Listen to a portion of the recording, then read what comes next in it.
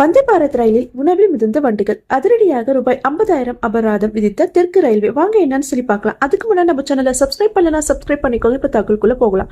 நெல்லை மாவட்டத்தில் உள்ள நங்கநேரி பகுதியில் வசிப்பவர் முருகன் மற்றும் பாளையங்கோட்டை கேடிசி நகரில் வசிப்பவர் சுரலேக்கண்ணு ஆகிய இருவரும் திருச்சிக்கு செல்வதற்காக நெல்லையில் இருந்து சென்னைக்கு செல்லும் வந்தே பாரத் ரயிலில் காலை 6 மணிக்கு பயணம் செய்துள்ளனர். வந்தே பாரத் ரயிலில் உணவு வழங்கும் வசதி உள்ளது. அதன்படி பயணம் செய்த இரு பயணிகளுக்கும் உணவு பரிமாறுவார்கள். காலை உணவை வழங்கினர்.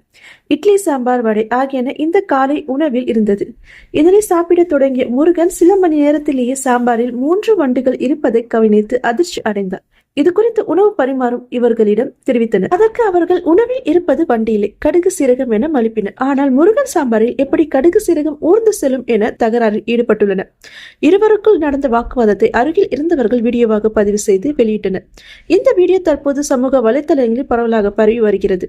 இது குறித்து தெற்கு ரயில்வே உணவு வழங்கும் நிறுவனமான பிருந்தாவன் ஃபுட் புரொடக்ஷன் நிறுவனத்துக்கு 50,000 ரூபாய் அபராதம் விதித்துள்ளது. மேலும் இது குறித்து நடவடிக்கை எடுப்பதாகவும் இனிமேல் தரமான உணவுகளை வழங்குவதாகவும் தெற்கு ரயில்வே அந்த இரு பயணிகளிடமும் மன்னிப்பு கேட்டுள்ளது. சாம்பார் மசாலா சார். சாம்பார் மசாலா இல்லை சார், வண்டி தானே, சாம்பார் வண்டி தானே.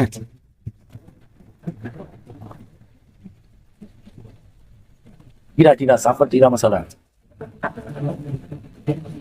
வந்தே பாரத் நாகர்கோவில இருந்து பயணம் செய்யறேன். என் பேர் முருகன், வயது 33, திருச்சி நோக்கி செல்றோம்.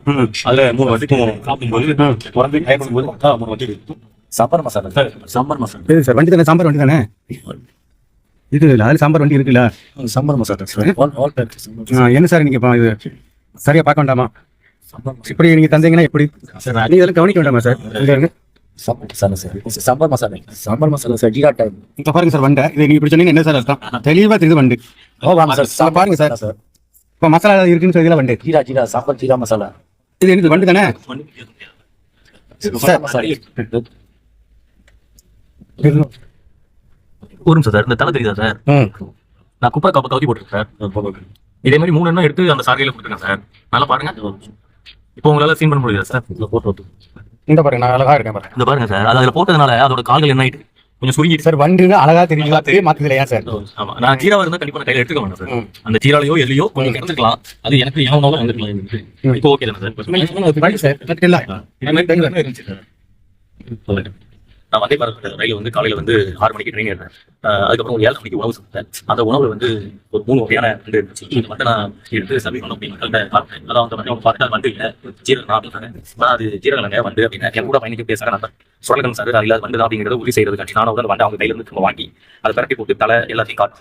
அது வந்து அசுத்தமான உணவு மாதிரி இருக்கும்போது கொஞ்சம் சிரமமா இருந்துச்சு. அதனால சாரும் சாப்பிடுவேன், நானும் சாப்பிடுவேன். அது ஒரு சைடில் இருக்கும்போது இதே மாதிரி பிற சக பயனாளிகளுக்கும் இதே மாதிரி உணவு போயிருக்கும். அவங்க அவசரத்தில் எடுத்து சாப்பிடுவாங்க. அதை வந்து பார்த்துக்க மாட்டாங்க. வண்டி நல்ல கிளீனா இருக்கு. வந்தே பாரத் மாண்புமிகு பாரத பிரதமரோட வழிகாட்டுதலின்படி நல்ல ஒரு தெளிவா இருக்கு, நல்ல ஒரு சுத்தமா இருக்கு. பயணம் செய்வதற்கு தென் மாவட்ட மக்களுக்கு பெரிய அளவுல உதவியா இருக்கு.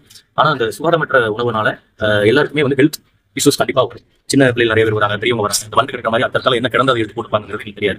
அதனால மத்திய அமைச்சரும் இதை வந்து ஒரு கவனம் வந்து தரமான உணவை வழங்குறதுக்கு ஒரு நடவடிக்கை எடுக்கணும். ஏன்னா இந்த உணவுக்கும் சேர்த்துதான் நம்மகிட்ட வந்து கவனம் பண்றாங்க. அதை வந்து ஒரு நல்ல முறையில் கொடுக்கறதுக்கு பாரத பிரதமர் மற்றும் இந்திய ரயில்வே அமைச்சரும் ஒரு முன்மொழிவு எடுத்து நல்ல மாதிரி செயல்பட மக்கள் சார்பாக அடியேனும் கேட்டு